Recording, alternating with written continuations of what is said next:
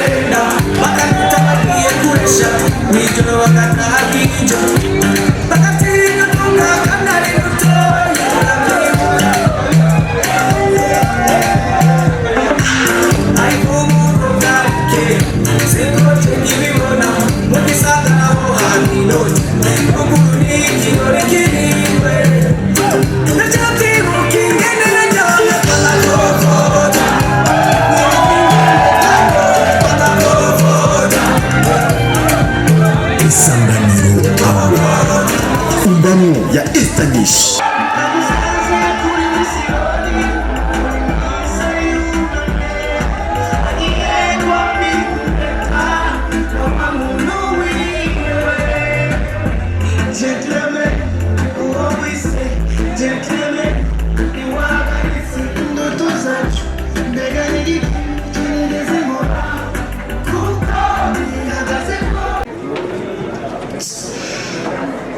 Ego.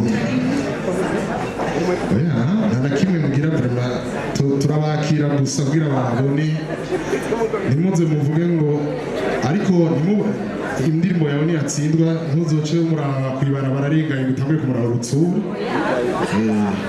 nuko mere iburyo bw'iwanje ibubafu bwa Mama Teresa uyu muramunsi yitwa nde?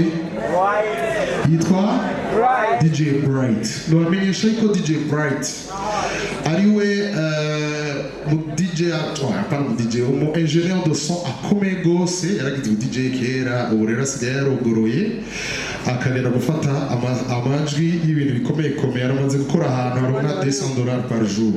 Yana ngo akomera amashi.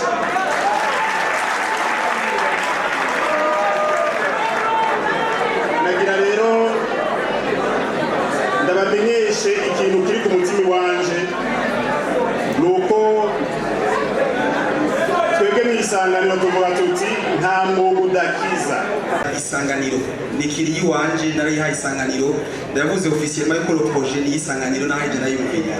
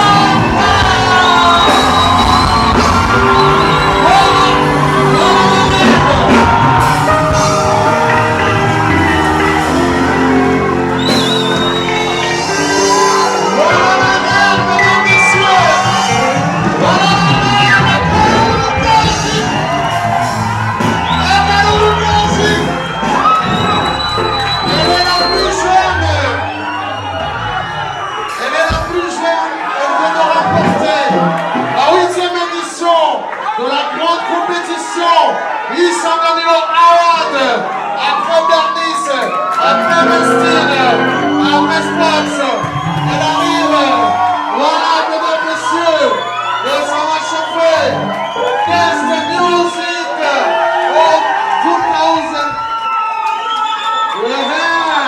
Amashi Buyu, Mama Itingie, Mama Pizza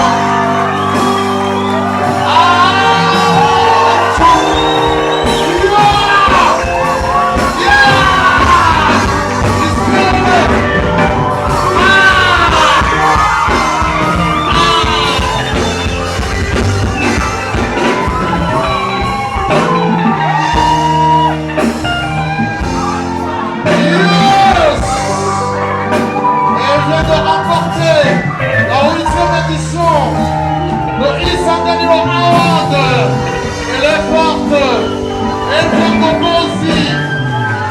Ah oui, c'est incroyable, mes frères, incroyable, mes frères, incroyable, avec sa chanson,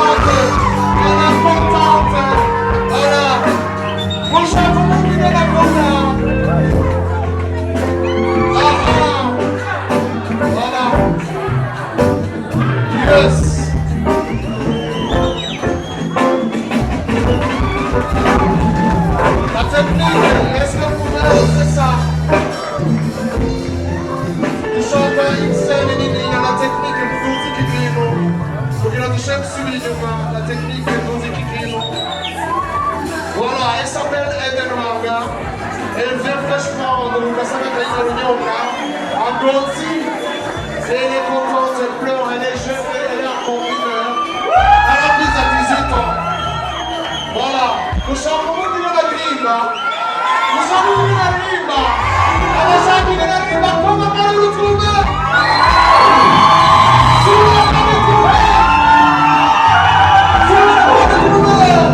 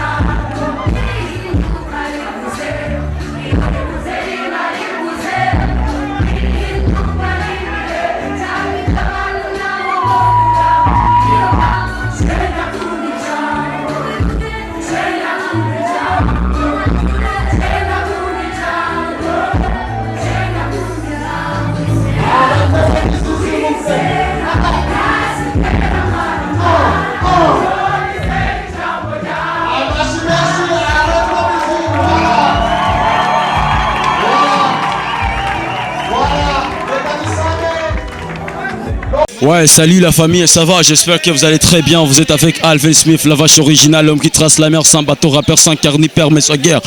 Yaga. En fait, je voulais vous inviter comme Shawgirama subscribe, Kuri Magic Channel TV online. Yaga.